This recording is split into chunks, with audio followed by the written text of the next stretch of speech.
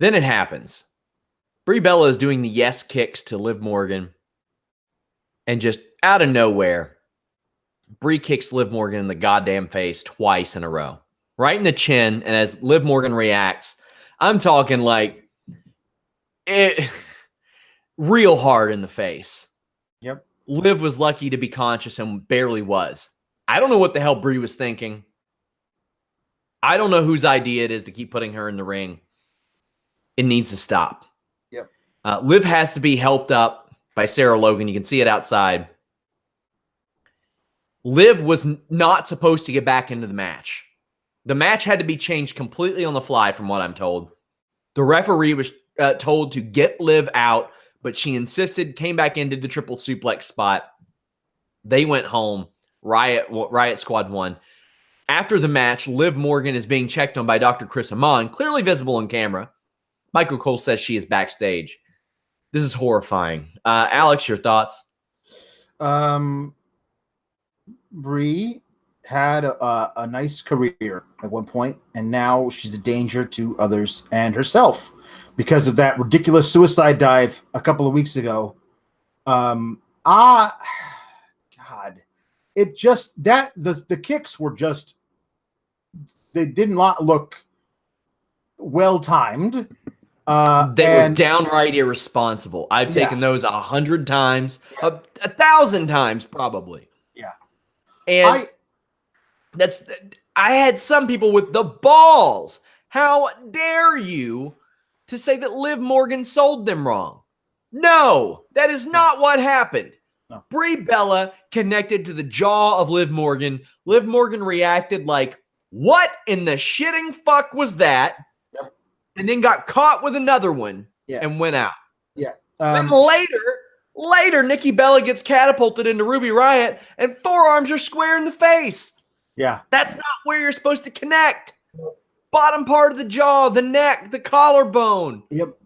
The scariest part of the Liv thing for me was that she did not kick out at all. And then right after that, they did the spot where the heel forces the face into the corner so to make the tag, but Liv wasn't forcing anybody anywhere. She could barely stand. So Brie had to drag her into her opponent's corner. Like it was so obvious that something was wrong in that moment. I actually missed the kicks live, and then I saw that spot in the corner. Yeah. And I was like, what led to this? So I hit the little back button that sends me back 10, 15 seconds. Yeah. And then I saw those two, and let's be honest, Brie's been potatoing people ever since she's been back. It's just been The Miz. Yeah. So it's like, okay, well, it's okay because it's The Miz. But in reality, no, it's probably not okay just because it's The Miz. So I've seen her potato The Miz twice. She fell down on the suicide dive. She cracked Ruby Riott. She kicked Liv Morgan in the face. It's time for this to end. I get it, man. She gets the easy pop because of Daniel Bryan, but she's not Daniel Bryan as much as you all want her to be. Yeah, and the thing about it is they're having her do his moves and wrestle like him because she's married to him when she can't do it's those. Hard. Like the reason Daniel Bryan is so good and he's one of the best in the world is because it's real hard to wrestle like that. Not everybody can. It's even compounded by the fact that she's got the John Cena treatment where she can show up on either brand. Like it's weird to have this person who's not just bad in the ring, but dangerous in the ring, like appearing on both shows. And I don't know how they get out of that at this point. They've put so much behind it. It's just weird. So shortly after all of this, Brie did take to Twitter. I'll go ahead and show you all that response. And said, every match on Raw is an opportunity for us to entertain our fans. Our intentions as WWE superstars is to win the match, never to injure our opponents. Thinking about Liv Morgan tonight. And It was very good of Brie to do that. Yep. Also, why do they not have separate Twitter accounts at this point? I know, it's so ridiculous. But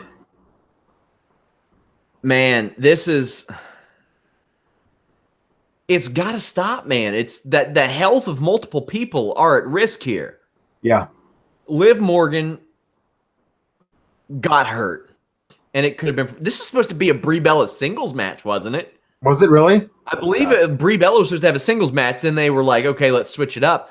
And I mean, right after I was told by somebody backstage that Liv wasn't supposed to be in that match again, I had to go back during commercials and rewatch this match to take it all in. You can see the ref screaming at Liv, get down off the apron, get down now. You're not doing this spot. And they did it. You can tell that. And I mean, obviously it goes without saying there was supposed to be something to set up the commercial. That did not happen. No, that did not happen either. So everybody was put in an awkward situation.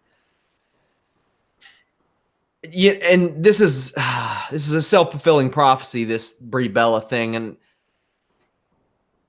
it goes without saying, you shouldn't have to say a condemnation of someone's wrestling ability is not a condemnation of a person's character. But my God, right. So many people get weird about that. It's just, she's well liked. Sure. She is, quite frankly. And from what I understand, she made sure to check on Liv afterwards and asked repeatedly, from what I was told. But this could have been prevented, because you take 2.5 years off. Yeah. And then you're just wrestling smoke and mirrors matches with Maurice. Yeah. And the other matches you're having, you're falling on your face. And then the other times you get in the ring, you're punching a guy right in the mouth, like stiff. Whew, boy. I don't need to see this anymore, Alex. Nope. And I hope they limit her action at Super Showdown. Me too. It's them and Ronda, right? So I mean, listen, there's you could talk me into watching much of that match being Ronda versus Ruby. If 70% of that match is Ronda versus Ruby and the other shenanigans on the outside, fine, great. Let's move on from there. That move would have legitimately got Brie Bella disqualified in a UFC fight. Just so you know, if that were to happen in a UFC fight, It would be a no contest because it's an illegal strike.